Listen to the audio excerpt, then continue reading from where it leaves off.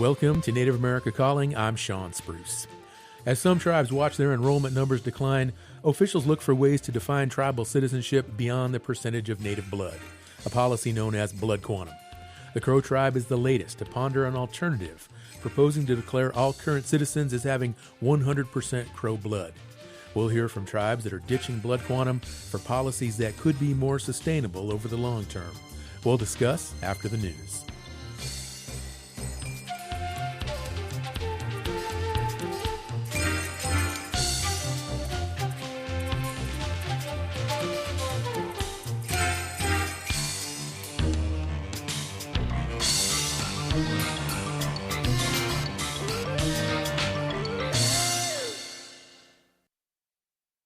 This is National Native News. I'm Antonia Gonzalez. Native actress Elaine Miles, known for her roles in TV's Northern Exposure and the 1998 movie Smoke Signals, has spent the last month contending with a run-in with ICE agents and the response to her sharing her story with local and national media. Brian Bull of Buffalo's Fire reports. On November 3rd, Miles says she was at a bus stop in Redmond, Washington, preparing to do a target run when several men in camo fatigues and tactical gear appeared. For 45 minutes, she says they deliberated over the legitimacy of her tribal ID and if they were aware of her rights as a U.S. citizen. I go, are you federal? Are you recognized as a federal officer? Do you have the warrant stating that you have right to stop me? And then they kept saying, we don't need a warrant. And I go, yes, you do. Miles said the man often looked confused at her assertions and finally left when another man called them back to a waiting SUV. In the following weeks, as ICE activity continued around Redmond, Miles retreated from doing things around town, prompting concern from relatives and friends. She decided late last month to share her story, including with the Seattle Times, Newsweek, and Salon. She found support, but also toxic trolling. People are calling me a racist, a bigot, hateful, and then I even had some people say I was a pretendian. Oh, and I like this one, Miss Piggy, go back to the reservation where you belong. Miles says she'll keep sharing her story and advises her fellow natives to carry their tribal IDs, passports, and copies of their birth certificates. Meanwhile, Miles is looking forward to her next TV project, a law enforcement pilot that will start filming next year. Probably be like January, February. She's a knowledgeable cop. Tribes across the U.S. have reported their citizens being confronted by ICE as President Trump's immigration crackdown continues. On Veterans Day, a Native woman in Des Moines, Iowa, had an ICE detainer placed on her, which almost led to her being put into ICE custody, until it was learned jail administrators confused her with another person with the same last name. For National Native News, I'm Brian Bull. The U.S. Department of Homeland Security did not respond to requests for comments. Without reliable internet, it's often challenging for veterans to apply for and access benefits, including mental health care. As KJZZ's Gabriel Pietrazio reports, a Phoenix-based telehealth company and a state agency are partnering to help better equip veterans living on reservations. So far, Janice Tallis Denny, who is Hopi and with the company Televeda, has delivered 16 military-grade kits containing Starlink satellite internet systems at no cost to nearly a dozen Arizona tribes beginning this year in Parker. If I can do it, anybody can do this. Her latest stop, New Pasqua, is just on the outskirts of Tucson. It's a hot day today. We don't want to be out here too long. Along with her is Dylan Delzato on behalf of the Arizona Department of Veterans Services. Let's start with 50 of them, see where it goes, and here we are rather quickly. Excited to get the rest of them out there, and a big roadblock for a lot of vets is the internet connectivity. Especially on tribal lands. Carmen Rivera is the Pascua Yaqui tribe's Veterans Benefits Counselor and often travels to the Mexico border, meeting with tribal members living off-grid. And when you give them, information, whether it be off of this system or you give it to them in paper, they like that. For National Native News, I'm Gabriel Pietrazio. And I'm Antonia Gonzalez.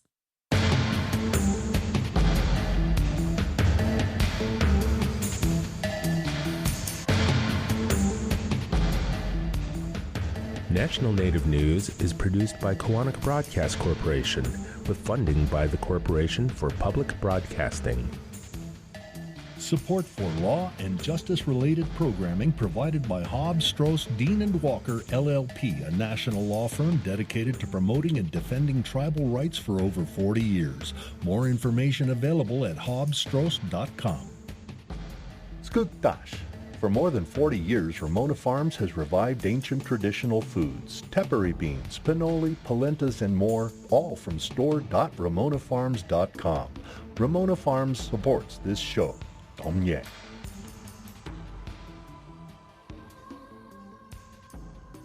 Native Voice One, the Native American Radio Network.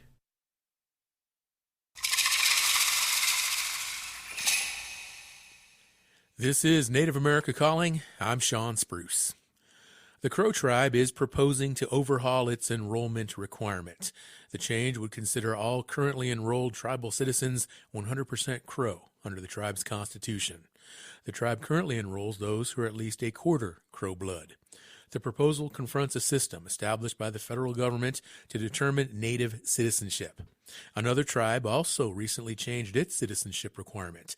The St. Croix Chippewa Indians of Wisconsin did away with a 1/2 blood quantum requirement in favor of descendancy. Since then, the tribe has seen an increase in their citizenship. Today, we're speaking with tribal leaders looking to a future without the blood quantum requirement. Later in the hour, we'll also hear from a college student seeking to remove a blood quantum requirement for her state's college tuition waiver. We also want to hear from you today, our listeners. Tell us your thoughts on blood quantum. Join us with a comment or question by calling 1-800-996-2848. Once again, that number is 1-800-996-2848. We have our phone lines open. Our producers are standing by waiting for your call. Joining us now from Crow Agency, Montana, is Levi Black Eagle. He is the secretary for the Crow Tribe. He is Apsáalooke. Levi, good morning, and welcome back to Native America Calling. Sean, good to be here. Great to have you, Levi.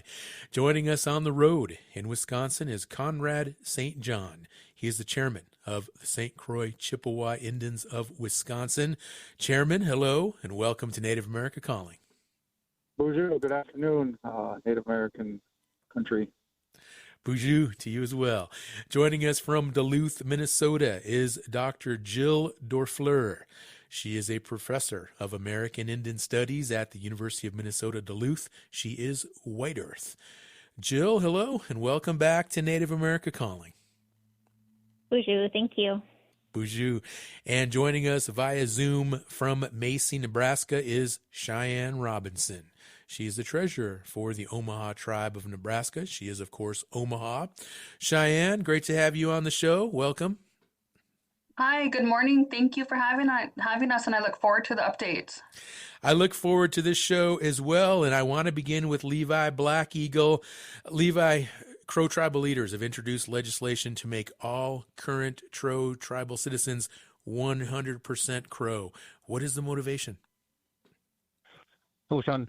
So the main motivation is that we are exercising our autonomy and our sovereignty as a right to determine ourselves who's citizens of our tribe.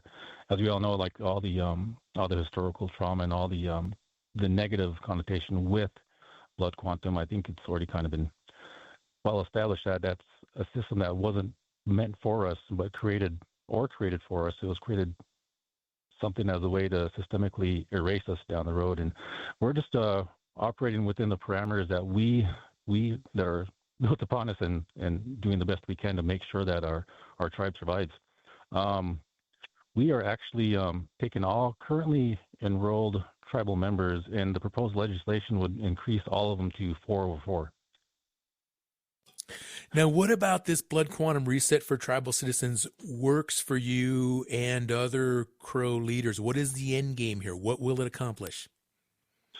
So for now, take for instance, off the top of my head, the Indian Child Welfare Act that we have here. There's a lot of children who just don't make the requirement to fall under that protection, but they live in our community. Their members their parents are Crow. But for whatever reason, they don't meet the guideline. So that is an instance where, and that happens a lot more often than you think. We have a lot of adult tribal members who live here, who grew up here, who are from here, who take part in our traditions, our customs, but they don't meet the requirements set forth upon us that said, okay, you have to be 1/4 of Indian blood or of Crow blood to be enrolled in your tribe, and a lot of them are falling through the cracks. So that was part of it, and for one of the main reasons too is that for the first time in our history, our enrollment has always kind of balanced itself out with new enrollments will offset the members who have passed away.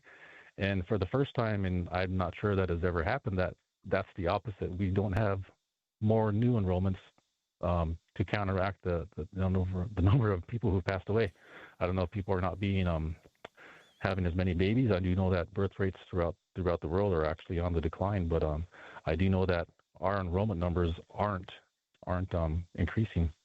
And I think that has to do with the fact that we have blood quantum in if you know how fractions work, which is another thing, we had the BIA operating, determining, they're doing the math, they're adding fractions and they're dividing them. And I don't know if anybody is good at fractions. I know I never was, but there's a lot of human error involved. And you think that with technology today, that wouldn't be an issue, but you would find that it is. You'll find that full siblings, each of them could all have different degrees of Indian blood just based upon who entered the information. So that is something we're trying to correct as well. I've seen situations like that myself, and I think so many listeners from so many tribes can relate to this issue that's occurring with regard to the challenges with blood quantum. Now, Levi, if everyone becomes 4/4 Crow, obviously that's going to increase enrollment. Do you have a projection for how many more people will be immediately added to Crow enrollment? And then also in the years to come, any projections for how it could play out in 10, 15, 20 years?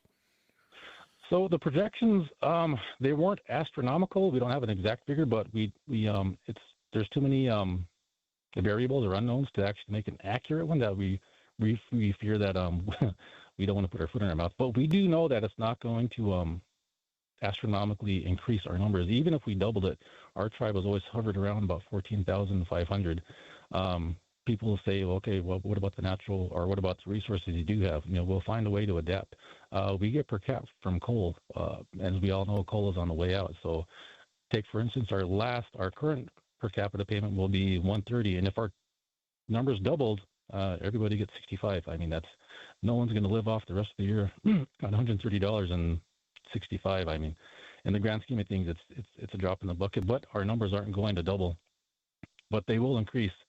As far as for our purposes, this is the path of least resistance in order to make sure that our tribal members don't have to start marrying their cousins in order to keep their children enrolled. And it's not a perfect solution. It's a bit of more of like a Band-Aid. We're kind of kicking the can down the road, but that leaves us at least a couple generations to figure out how to do it properly in order to completely go away from the 1/4 requirement and just decide ourselves, this person is a tribal member or this person is a tribal member. We would have to change our constitution, and as of right now, that's a pretty heavy lift, and I don't know if we have the numbers for a referendum vote to do that, but we can do this because the way our constitution is structured, we're allowed to go in and change existing members' quantums. Okay, so you acknowledge that this is an issue that could resurface in 20 years, another generation or two. You might be in the same situation where you're having to again increase people to 4/4 Crow. I'm curious to know, since this idea was introduced, though, there's been some heated discourse online over blood quantum, questions being asked. What do you think is misunderstood about this issue, and what is the biggest concern that people there at Crow have right now? One of the concerns was the sharing of resources. Our resources are pretty thin anyhow, but we always are resourceful and we're adapting to anything that's thrown our way. Take, for instance, recently we had a cold snap, and we had with the government shutdown, some of the SNAP benefits. So we utilized our bison herd and was able to distribute meat. And a lot of our hunters were able to harvest animals and provide those to our community. Our community is not the most largest community, so we're able to make sure that we a lot of the families who were going to go without actually had meat in their freezer. So that's an instance of how we're able to band together as a tribe to take care of ourselves. That was one of the issues, and a lot of it was well, if we have more enrollment, we're going to our per cap. But our per cap has been on the decline anyhow, so I don't know if that's enough to move the needle. But we do know that we have a lot of tribal members who are tribal members. They have Crow last names, they have Crow families, they live in our community, they take part in our traditions, but they just don't meet the requirement to be actually Crow, which is terrible. Say, for instance, you can't go to the IHS, or you got to figure out a way to provide health care if you're not a tribal member. Mm-hmm. Part of it too was that I think they have a misunderstanding of exactly what it is we're trying to do. We're not trying to change our constitution. We're operating within our autonomy given to by the Constitution, and we're allowed to do this. It's the path of least resistance, and we're not changing the quota requirement. We're just making everybody full blood, which we're allowed to do because there's a lot of human error, and we've had to go in and actually correct clerical errors from the BIA once they calculated degrees of Indian blood. All right, we're going to take a short break. We're going to come back. And Levi, I've got another question for you on the other side of this break. I know this issue is personal to you as well, so I want to get some of that background. But we do have to take a short break. For listeners who would like to join this conversation, let us know your thoughts with regard to blood quantum. Is your tribe currently considering changing from a blood quantum requirement for enrollment, or any issues with regard to blood quantum that you might have? Maybe you see challenges, maybe you see faults in the system, maybe you think it's a good system and you think it works well for your tribe, for your community. Either way, we would love to hear from you today on our show. Just pick up your phone, call 1-800-996-2848. Once again, that number is 1-800-996-2848, or just 1-800-99-NATIVE. That'll work just as well. And of course, you can always go to Facebook. You can go to Instagram. We have those platforms as well. And our website, NativeAmericaCalling.com. We've been getting some really good comments on our social media platforms lately, and would love to continue with some of those. So you have multiple ways to engage with us here at Native America Calling. But I always really enjoy it when we get callers who share and join the conversation. So again, that number, 1-800-996-2848. Stay with us. We'll be right back. More with Secretary Levi Black Eagle on the other side of this break.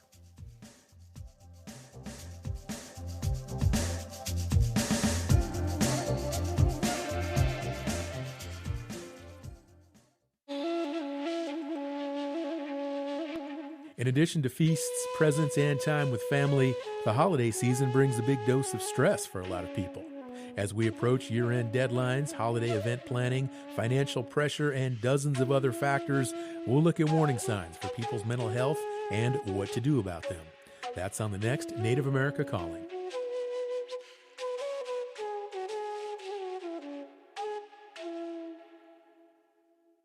The Indian Arts and Crafts Act protects authentic American Indian and Alaska Native artists and craftspeople and their art and craftwork. Under the Act, it is illegal to market art or craftwork misrepresented as American Indian, Indian, Native American, or Alaskan Native made, or as the product of a particular Indian tribe. Reporting potential Act violations can be done at doi.gov/IACB or at 1-888-ART-FAKE. Support provided by Indian Arts and Crafts Board. Thank you for tuning in today to Native America Calling. We are speaking now with tribal leaders about blood quantum. You can join us with comments or questions at 1-800-996-2848. That is also 1-800-99-NATIVE. We have Secretary Levi Black Eagle from the Crow Tribe on the line right now. He joins us from Crow Agency, Montana. And Levi, you talked earlier about what this means for the Crow Tribe in general, changing blood quantum requirement. What this means for your tribal constitution potentially. But I also want to ask you about what this issue means to you personally. When did you start confronting the issue of blood quantum in your own family? I think once I learned about one of the first things that popped in my brain is that I was actually from one of those families where our siblings, I have four brothers, or I have three brothers actually, there's four of us. And I noticed that we did some sort of paperwork, and we had our CIDs out on the table and say, hey, what the heck, this guy is more than easy. This guy adopted, or what's going on here? This guy was like, it made me understand that it's not a perfect system to begin with, and there's so much human error involved, and it's like why are we holding on to something that doesn't really work to begin with? My wife, her mother is not Crow. She's from a totally different tribe, and I know that one of the issues that she had growing up was that she always had to have in the back of her mind, and her mother would tell her this, is that there's benefits to being enrolled. There's benefits to having a tribal ID number. So if you want to have your kids enrolled, you got to make sure that, because of on both your sides of the family, you're not going to have enough blood to be enrolled either in her mother's tribe or the Crow tribe. So, and it's a weird thing to think that in this day and age that we have to live our lives like that and say, okay, it really narrows down the field of who I want to spend the rest of my life with, because I want my kids to be enrolled because there's a benefit to that. And that was one of the other personal things to me as well. And there's just so many things to where take for instance the Montana Indian fee waiver. You can get a little bit of fee waive if you're a descendant, but if you're actually a member of a Montana tribe, you could have a good portion of your tuition and fees waived, and that goes a lot for a struggling college student. Mm-hmm. Right, and we're going to talk about that a little later in the show as well. Levi, thank you so much for joining the show today. I know your time is limited, but really appreciate you coming on and educating our listeners.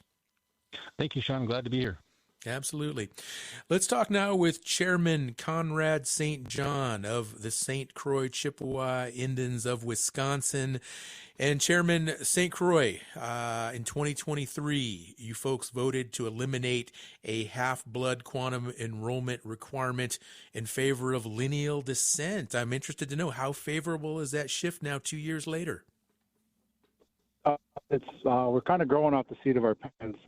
After that vote had passed, our over the next year and a half, our enrollment has about doubled. We went from hovering around 1,000 to just over 2,000 tribal members currently. It's been a learning experience the whole time, but coming from a very traditional background, I felt in my heart it was the right thing to do. We pounded into our head by Western government for years and years, and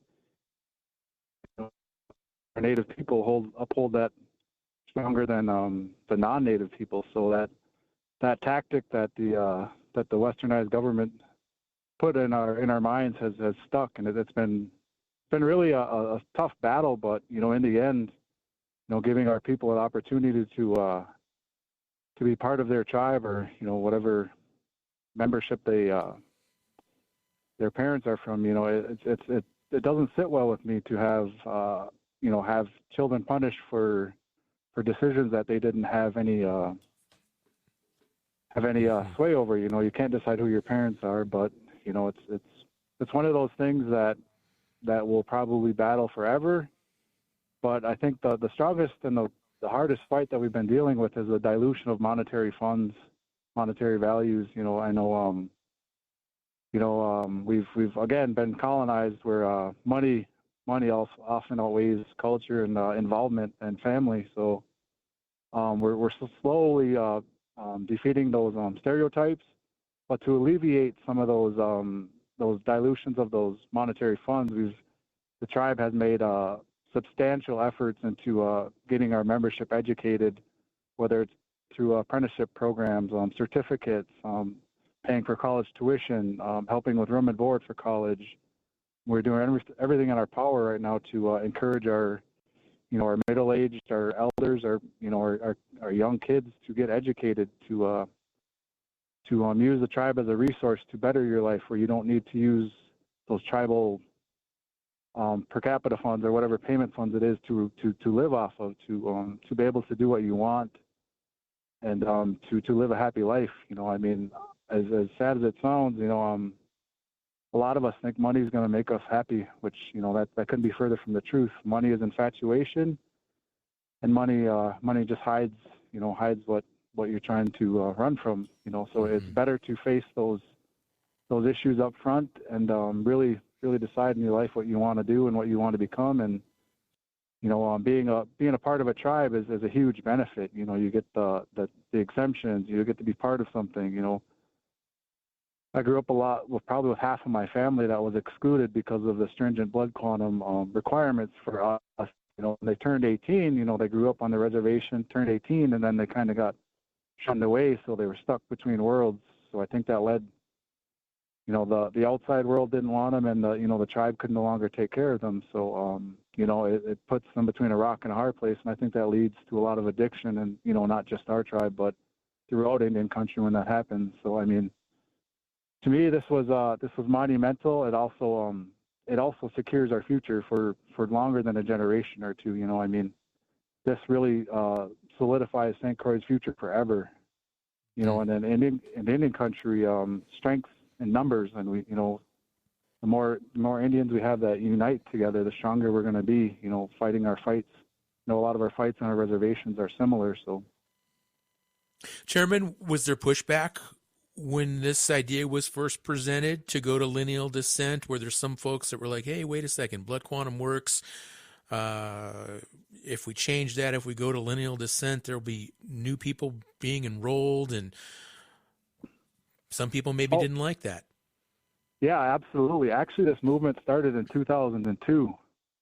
There was a petition vote to amend the Constitution, and the elephant in the room was blood quantum. You know, we wanted to lessen it, lower it, or you know, just adjust it, because a lot of our kids weren't meeting that requirement. You know, but the ones that were already enrolled, you know, obviously they were getting more benefits. So it was a battle. So it went through, I think, 10 or 12 tribal council administrations before there was finally administration that stepped up and said, okay, you know, let's call for this election.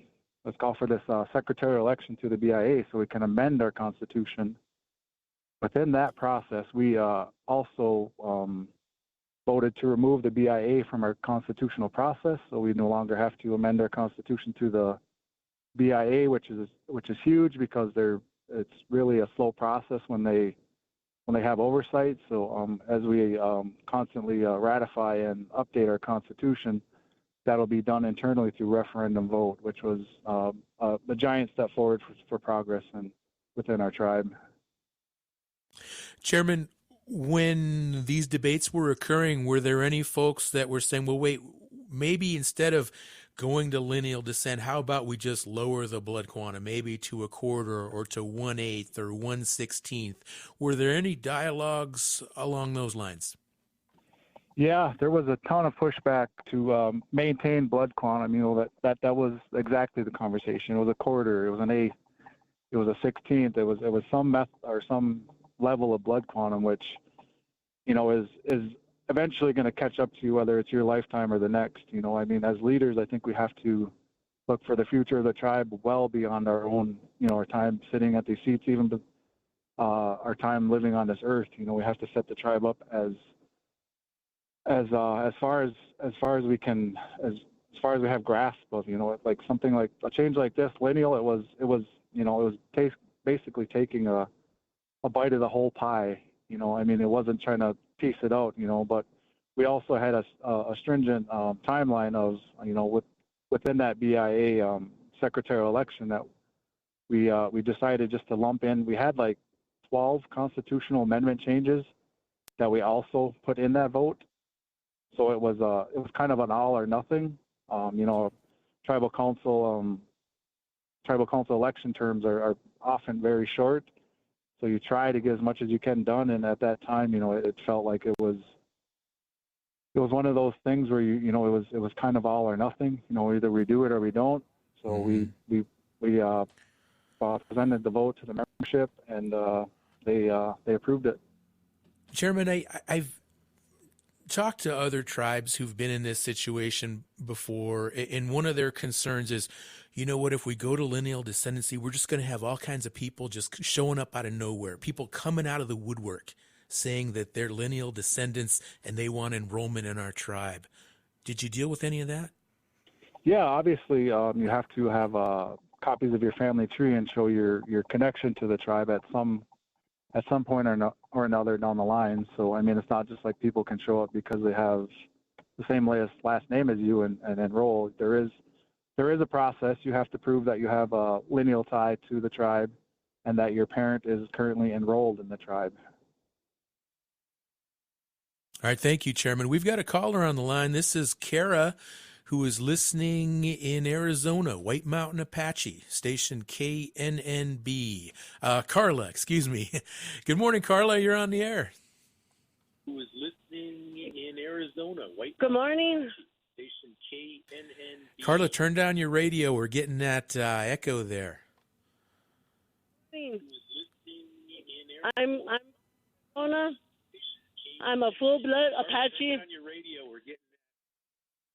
Okay, I'm sorry, Carla. We've got a bad connection there. We've got another caller, though. This is Mike. He's a frequent caller in Buffalo Springs, New Mexico. He listens to the show every day on station KGLP. Hello, Mike. You're on the air. Yes, Sean. I'm Kisani and Dene, which is my Kisani side, Hopi and Navajo. And most of us are born, and we always, in the indigenous people's way, we always go with the mother's side first before our father. So that's why I'm Hopi Navajo. But I've grown up my whole life on the Navajo Nation and know a lot of their traditions and customs and stuff, and know very little about Hopi. In fact, my Hopi side only know 3 people on my mom's side. Okay. Mike, Mike, I'm sorry. What's your thought on blood quantum? How does this all connect to blood quantum? I'm curious to know. Is that currently here on the Navajo Nation, we're having trouble with our presidency and the administration. And when I first thought about it, when I heard about it, I said, well, this is what you people voted for. You knew that he was only half Navajo and half South Vietnamese. And we had a Navajo individual that was running for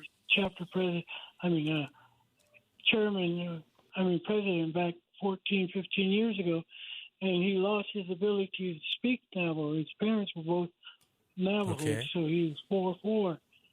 And because of his application, they said he lied on his application. But I have the same problem with my cousin right across the roadway here. He's full Navajo, and when he came home for his grandma's funeral, he spoke in front of the people, and he said he'd been gone for 25 years, and he's kind of lost his ability to speak and understand some of the Navajo. And that happens with a lot of people when they try to just follow what they used to preach back in the 60s and 70s about going out and getting educated and come back and helping your people. And that's good, but when you come back, you run into problems like this of trying to run for office or anything like that. Okay, Mike, thank you for calling in. I always appreciate when you join the conversation. I do want to make a note. The Navajo Nation Attorney General has proposed to lower blood quantum within the Navajo Nation. So that is definitely an insight that we can glean from Mike's comment. 1-800-99-NATIVE, that is the number for folks who'd like to join the conversation. And let's bring in Dr. Jill Dorfler now from the University of Minnesota, Duluth. And Jill, I want to ask you, is this a trend now? Tribes moving away from decades-old policies of blood quantum enrollment. What are you seeing? Thank you. Yes, we are seeing tribes really taking control and exercising their sovereignty, and a lot of them are seeing the same issues that that Secretary Black Eagle spoke about earlier in the program, related to, division among families, people having to sort of calculate who they want to have, if they have a child with a person, like what that blood quantum might be. And overall, we're seeing a lot of tribes facing that population decline. And so with that, the kind of stark reality of sustainability and continuance, we know that blood quantum was designed to eventually eliminate American Indian nations, that it was a way for the U.S. government to limit who had that legal standing. And then the U.S. government hoped that eventually there would be no more American Indian nations, therefore no more treaty obligations, therefore no more need to honor those fiduciary agreements as well, that monetary support that's needed. So with tribes seeing what was happening, that's one part of it. And then I think the other part of it is really reflecting on what is blood quantum. The idea of corrections and human error was mentioned, and certainly I understand the point of like errors were made that way, but I think if we take a step back and think about the bigger picture, we can say that what is blood quantum? What is someone's correct blood quantum? How would someone's blood quantum be measured? We can't. It's not a real thing. It's a made up idea that maybe has some sort of proxy or some sort of metaphor related to ancestry, but it's really combining ancestry or ethnicity with citizenship, which is really that political status. And so I think that's the other thing that a lot of nations have been reflecting on is this isn't a historic tradition within the tribe. It's not for any tribe. It's not any of our ideas. It's not really serving us. So let's think about some other possibilities that would be more beneficial to the tribe as a whole going short forward. Break, and we'll be right back.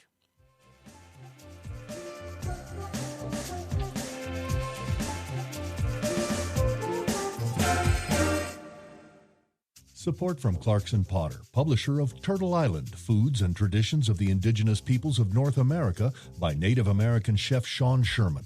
With ancestral and modern recipes, this cookbook showcases diverse foodways of the continent's regions. Kaufman & Associates has over 35 years of experience serving Indian country, supporting growth, transformation, and sustainability of tribal programs. More at kaufmaninc.com, KAUFFMANINC.com. You're listening to Native America Calling. Let's continue our conversation about blood quantum alternatives. We have Dr. Jill Doerfler on the line at the University of Minnesota Duluth. And Jill, earlier we heard about changes there with the Crow tribe and also the St. Croix Chippewa Indians of Wisconsin. You and others call these a reset. What are some other unique approaches that you're seeing tribes are taking to establish citizenship?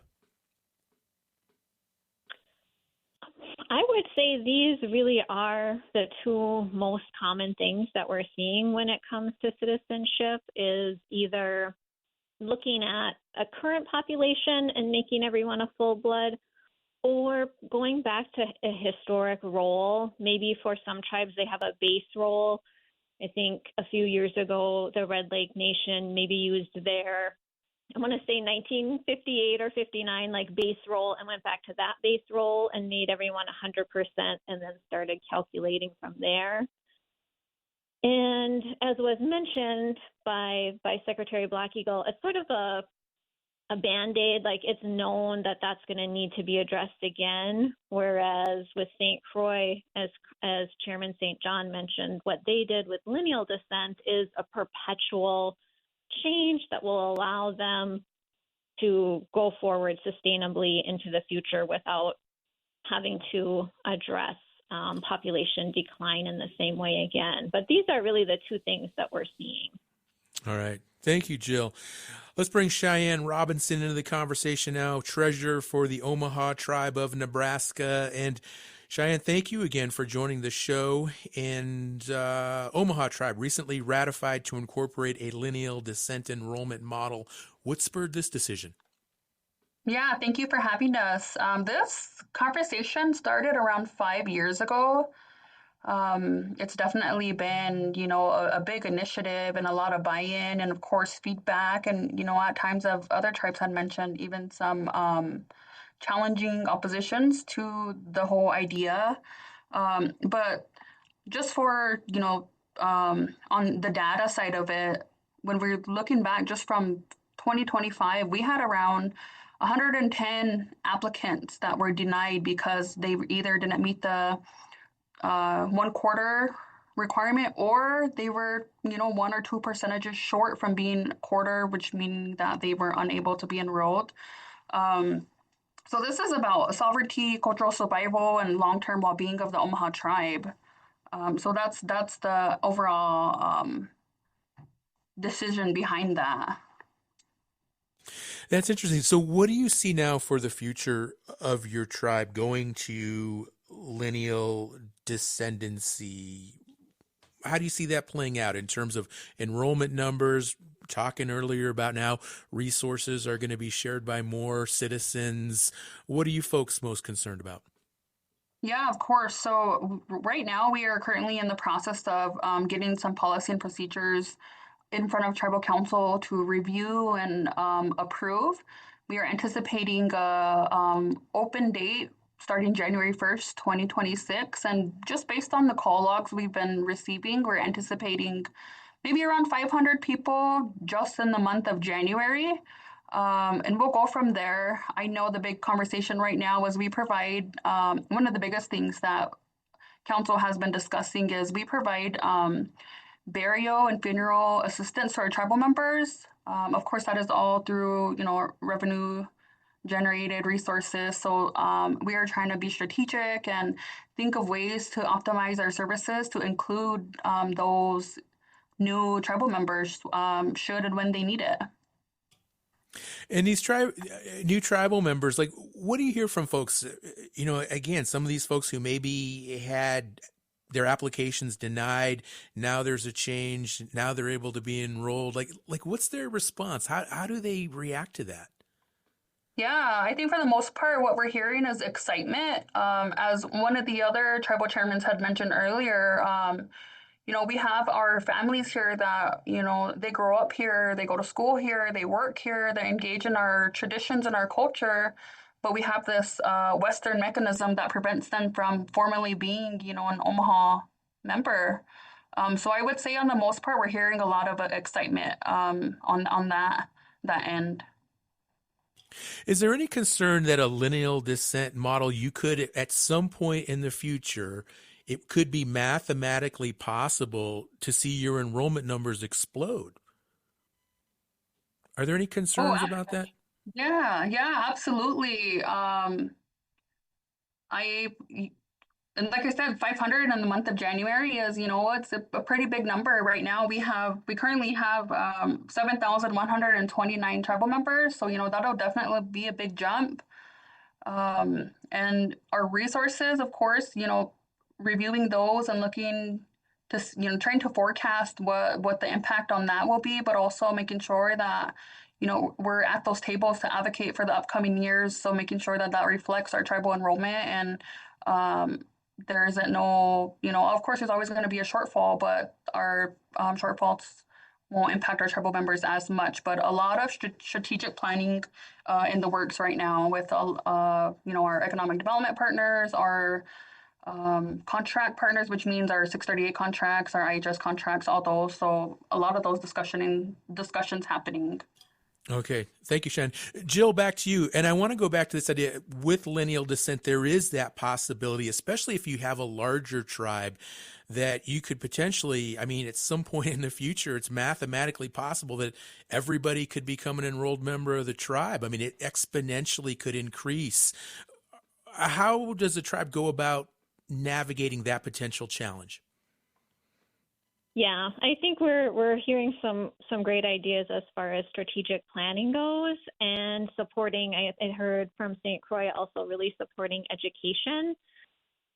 So when we think about citizenship, we kind of automatically jump to resources, but really that foundation of citizenship is really related to political participation, and then it's up to elected leadership to deal with budgets and services and kind of determining who qualifies for which services, and maybe investing in education and creating an educated body of tribal citizens might mean that there are less people who need to be on X program needing services for certain areas. I think for a lot of tribes, the ultimate goal is not necessarily more dollars to distribute out in services, but really to have a population and have a healthy economy in which people don't rely on the government for, as much, that people are able to support themselves, that they're able to support their families economically.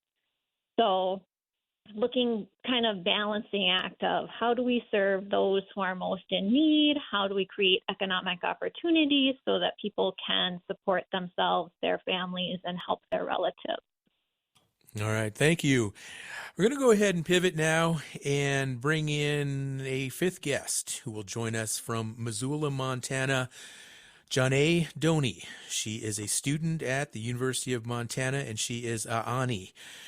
Janae, good morning and welcome to Native America Calling.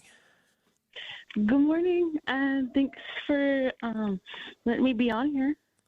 Absolutely. Well, we're going to talk about the University of Montana working to rid the Montana University system's blood quantum requirement for a tuition waiver.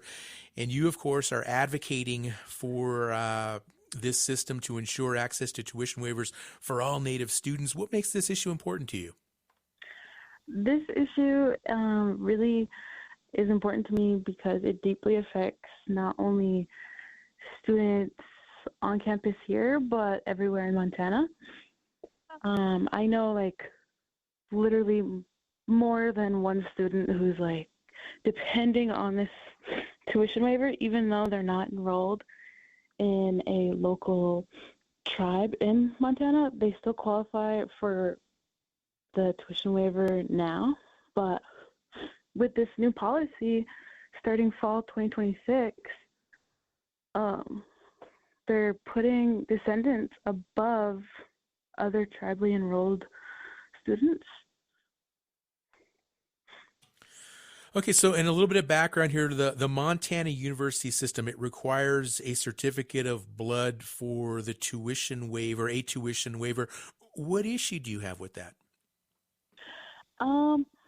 Not really an issue with that, because I understand that we need to prove that yes, we are enrolled in a tribe, and yes, we do qualify for this. The main issue I have with it is putting descendants before other tribes. Mm-hmm. A similar situation happened on the SKC campus. I don't know much about that situation, but I feel like putting descendants above local, they've lived in Montana their whole lives, even if they're not enrolled here. Putting descendants before those students feels like kick out the door, because some descendants may be connected culturally and community-wise, but not all descendants are connected, and some may just be using it to abuse the system, I guess. Okay. Janae, you have more than 300 signatures on a petition now. How well is your message being received, and what are you doing to educate people on this issue?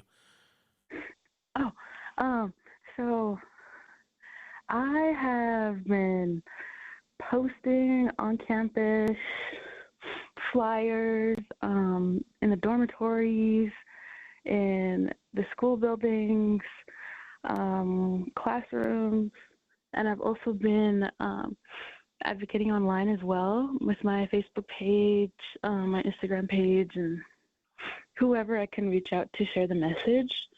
I've been contacting, and I have gotten a lot of community feedback and support, and they're also spreading the message. I've also had a local newspaper in Missoula spread my petition around as well. Yeah, Johnny, thank you for joining the show and bringing us up to speed on this issue. We have time to take another caller here. This is Josh, who is listening on KUNM in Albuquerque, New Mexico. Hi, Josh. You're on the air. Hi, thank you for taking my call. I just had a comment about the Blood Quantum and stuff, and because my tribe, I'm Menominee from Wisconsin, and I'm 9/16th, and that was the cutoff actually for being enrolled on our tribe at that time when I was born. I don't know what it is right now currently, but I know they were saying, my mom was telling me that if I would have gotten married and had kids outside of my tribe, my kids would not be able to enroll into our tribe unless I married somebody that was Menominee. And currently I don't have any kids myself, but I am married to a Navajo, 28 years, so that's awesome. But yeah, that was just, something with my tribe, that, they stopped doing that at 9/16. Yeah. Yeah, Josh, it makes people think, and I think there's a lot of folks that think about that. As Native people, it's not just a matter of, well, I'm going to marry this person because I love them or because we're a good fit. In the back of our minds, a lot of times we are thinking about, well, what is this going to mean in terms if we have children, and where will they be enrolled? How will they be enrolled? And Cheyenne Robinson, I'd like to ask you that question. I mean, is that something that you've had to deal with in your own life, thinking about, your children and how they're going to be enrolled and where, and all based on these ideas of blood quantum and enrollment we're talking about? Yeah, absolutely. I had I would say I'm part of the younger generation, so getting that buy-in for them or getting the interest from them and putting it into perspective on, real life ideas, meaning family, and giving them an example of a family member that we currently have, and if she decides not to marry within the tribe, her babies may not be eligible to be enrolled, and that really perked up the ears on the interest and how important that really is, and how meaningful that is for our families and to sustain a growing tribe. So sometimes putting it into those kinds of perspectives on how it could impact, or I don't think sometimes our people really realize the pros and cons of this and how important it really is to all nations, to Indian country across the the Turtle Island. But of course, there's a lot of testimony and stories out there, and that's just one of many, and that's something that we don't take lightly, and we always say everything we do is for the next 7 generations. So at the end of the day, that's what we're doing it for. All right. We're going to have to wrap up this conversation now. We are out of time, unfortunately, but like I always say, you can still continue this dialogue if you go to our social media platforms. Visit us at Facebook or Instagram, Blue Sky, and Threads, any of those social media platforms. Native America Calling, we are there. And of course, we've also got the website, nativeamericacalling.com. So post, comment, like, tell us your thoughts on today's show or any reflections or insights you have with regard to blood quantum and what it means for the future of tribes and tribal enrollments. You can do that. Engage with us, please. And big thanks to our guests who joined the show today, Secretary Levi Black Eagle, Chairman Conrad St. John, Cheyenne Robinson, Dr. Jill Dorfleur, John A. Doney as well. Appreciate all of you spending time and educating our listeners. And don't forget, join us again tomorrow. We'll take a look at addressing mental health during the busy winter season. I'm Sean Spruce. You've been listening to the one, the only Native America Calling. The Indian Arts and Crafts Act protects authentic American Indian and Alaska Native artists and craftspeople and their art and craftwork. Under the Act, it is illegal to market art or craftwork misrepresented as American Indian, Indian, Native American, or Alaska Native made, or as the product of a particular Indian tribe. Reporting potential Act violations can be done at doi.gov/IACB or at 1-888-ART-FAKE. Support provided by Indian Arts and Crafts Board. The Association on American Indian Affairs invites all to Tribal Museums Day, December 6th through December 12th.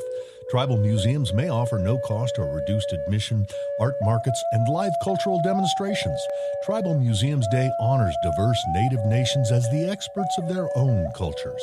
You can find a map of tribal museums and more at indian-affairs.org/Tribal Museums Day. The association supports this show.